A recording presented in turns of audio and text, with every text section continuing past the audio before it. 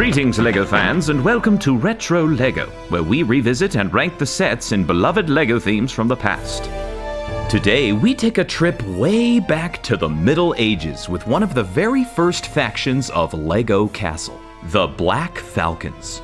Immediately following the classic Yellow Castle era, the Black Falcons, along with their contemporaries, the Lion Knights, were the first to split off into distinct groups.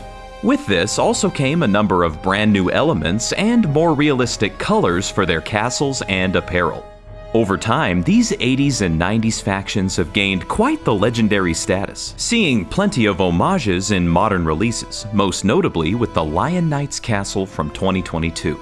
The lines between these early factions are a bit fuzzy, so categorizing them is a bit of a retroactive enterprise. But it's widely agreed that the core Black Falcon sub-theme consists of 7 sets, released between 1984 and 1990.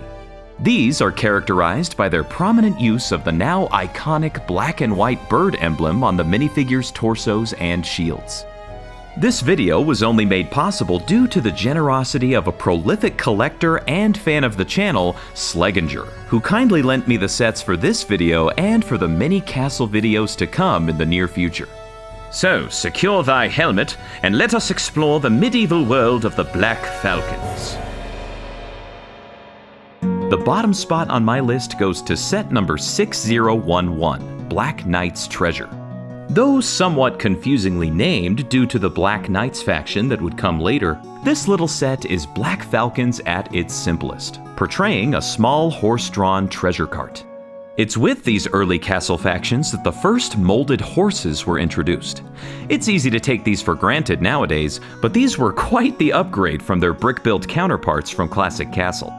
Driving the cart is one of the most common minifigures from this faction, the Black Falcon Soldier. With his allegiance instantly made known by his torso emblem, he wears a black version of the nose guard and neck protector helmet carried forward from Classic Castle. If he ever tires of driving the cart, he can pop on the included yellow saddle, another new element introduced with the molded horses, and make the journey on horseback. While it works well as a supplement to a larger castle setup, there's not a whole lot to get excited about with this set, as even the titular treasure chest is suspiciously empty. At number 6, we have set number 6018, Battle Dragon. Released in 1990, this set is widely considered to be the latest of the Black Falcon's initial run, and it makes the biggest departure aesthetically. This tiny but aggressive attack rowboat bears a pretty impressive brick-built dragon on its bow, while a small barrel on the deck houses what could either be interpreted as gold doubloons or food rations. You decide. The 2 set-exclusive minifigures included here are perhaps the most perplexing thing about this set, as they look a lot more like Black Knights than Black Falcons. Our first minifigure gives us our only indication of this party's allegiance, holding his yellow-bordered shield bearing the Black Falcon's emblem, along with the debut of the minifigure crossbow, which would see use in hundreds of sets to come. Otherwise, he wears the blue scaled armor torso, red pants, and dark gray helmet most commonly associated with Black Knights. Similarly, his associate wears a color-inverted but otherwise similar getup. Are they on a mission of stealth in Black Knight territory in disguise? Once again, you decide, but this certainly makes for an interesting, mysterious entry in the sub-theme. Just breaking into the top 5 is set number 6035, Castle Guard. This first line of defense for the larger castle sets deserves its time in the limelight because it's a perfect supplemental set. The included sentry post adds a welcome splash of color to the often gray-dominated castles and gives the dedicated guards a small but ample place to protect themselves from the elements.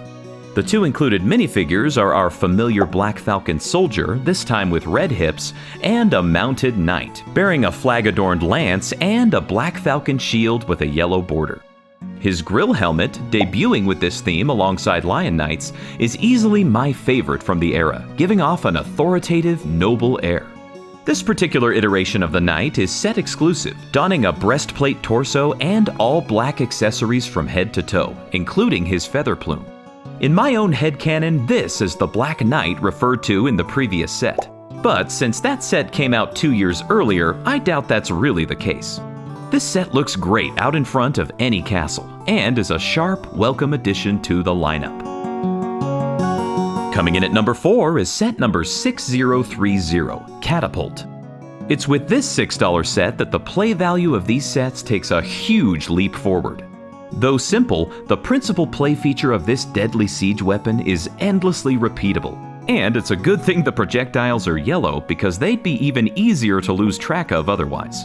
Luckily, you get 2 extras mounted on the side if your enthusiasm gets the better of you. The 4 Technic pulley wheels that lend mobility to this catapult are an interesting choice and give this simple machine an industrial, mechanical edge, while the clip-mounted weapons on the side hint at the offensive nature of this rig.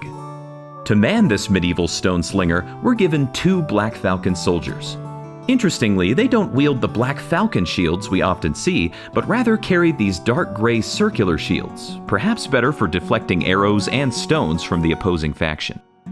I love the look of this set, and it adds a healthy dose of action to this sub-theme. Speaking of action, at number 3 we have set number 6062, Battering Ram. In this 1987 release, it's the Black Falcons' turn to be on the defense, as the Lion Knights are coming for their stronghold.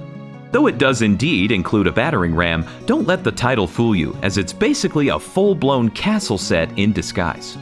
The main keep, made up of 3 modules connected by hinge bricks, has a surprising amount of versatility. I can easily see it serving as an expansion to the larger castle sets or standing on its own, as there's plenty of substance here, including an archer's tower, an entry door, and 2 clip-mounted battle axes. The ram itself is just as impressive, looking positively threatening with its sizable iron-tipped beam and ample room for plenty of invading soldiers. The Lion Knight crested shields mounted on the side let us know who we're dealing with, while the raised platform, complete with stairs, gives the invaders another means of entering the stronghold. Though it's a mid-size set, there are a whopping 6 minifigures included here, 3 for each side of the conflict, which makes it all the more impressive and playable. On the Black Falcon side, we have one of our familiar Black Falcon soldiers, this time wielding a shield with a blue-bordered rendering of the Falcon's crest. We're also treated to 2 additional Black Falcon soldiers with chin guard style helmets. These guys are most often assigned as archers, so that's what I tend to call them. On the Lion Knight side, we have 2 soldiers bearing the dual axe seal on their torsos, along with neck guard style helmets, and a set exclusive archer with a lion crest torso, a chin guard style helmet, and an arrow quiver. Though we'd see another crossover set in the Lion Knights line, this is the only scenario where the 2 factions are put in military conflict with one another, so we're clearly not seeing either side at their diplomatic best here. I know I've put it at number 3, but the case could honestly be made that this set is just as playable and substantive as the 2 remaining entries on this list. I'd like to take a moment to thank the members of the Brick Guild for supporting this channel. If you'd like to get early access to new videos, member-only polls, and behind-the-scenes sneak peeks, click the join button or the link in the description for more information. The runner-up is set number 6074, Black Falcon's Fortress. This flagship set eventually saw a 2002 re-release under the Legends line numbered 10039, but they're the same thing. Originally selling for $35 in 1986, it's a beauty, enclosed on all 4 sides with light gray walls and speckled with stone pattern prints. No ifs, ands, or buts about it. This is just one of those sets that defines the golden age of LEGO Castle. The 2 guard towers flank a grand drawbridge that forms the entrance to the castle, while a roofed area in the back can serve as a barracks, storage, or anything else you want. I love the sloped roof and particularly the Tudor-patterned print on the yellow wall panel in this section. Not to mention the set-exclusive Black Falcon's flag waving up on top. As was made standard by the classic Yellow Castle, this fortress also opens up for multiple configurations, meeting up with a Technic pin connection in the back for when you want to fold it back up again. Though I love the functional drawbridge, the mechanism it employs is less than stellar, as it simply relies on displacing a string mashed between 2 1x2 plates. Much more elegant winch mechanisms were employed in castles before and after this, so I'm kind of baffled as to why they didn't use it here. It's not a deal breaker by any means, but it's a head scratcher for sure. The set includes 6 minifigures. We've met most of them before, with a few color swaps here and there on the soldiers and archers, but the 2 knights are set exclusive. The first is similar to the one we saw in the Castle Guard set, swapping out the black hips and feather plume for red and blue respectively. He also wears a black plastic cape. These classic capes were introduced in 1984 and were the norm until cloth capes showed up with Dragon Masters in 1993. The next knight employs a blue breastplate torso with black arms, a dark gray helmet with a red feather plume, and a blue plastic cape. This is LEGO Castle in its prime. And though there would be plenty more detailed and complex castles to come, there's something to be said for this set's foundational simplicity. Among the Black Falcon sets, it's only outdone by Number 1, set number 6073, Knight's Castle.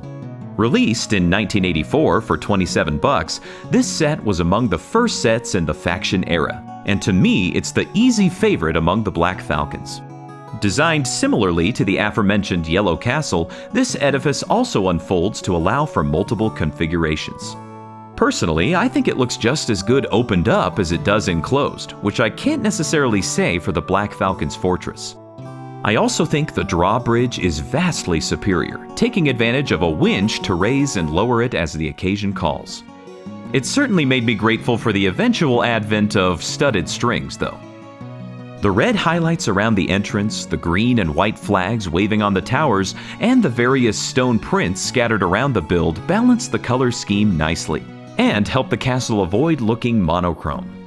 Like the fortress, this set also contains 6 minifigures, 2 archers, 2 soldiers, and 2 knights. The first knight sports all black apparel with a red cape, hips, and feather plume. This is his only Black Falcon's appearance, but he makes a few cameos in Lion Knights and even a single Black Knight set down the line. The other knight dons a blue torso with black sleeves, black pants with red hips, and a dark gray helmet with a black feather plume, making him set exclusive. This versatile set can also be combined nicely with the other castle sets in this era to create an even larger diorama. And I can imagine just how much joy it brought to the lucky kids who managed to collect them all. When I think of Black Falcons, this is the set that comes to mind for me, and it's the crown jewel in this beloved sub-theme. But I'm sure you all have your own opinions on this timeless castle faction. Shout them out in the comments below. I've got a lot more castle rankings coming, so make sure to subscribe so you don't miss out. And until we next meet, brave knight, I bid thee farewell.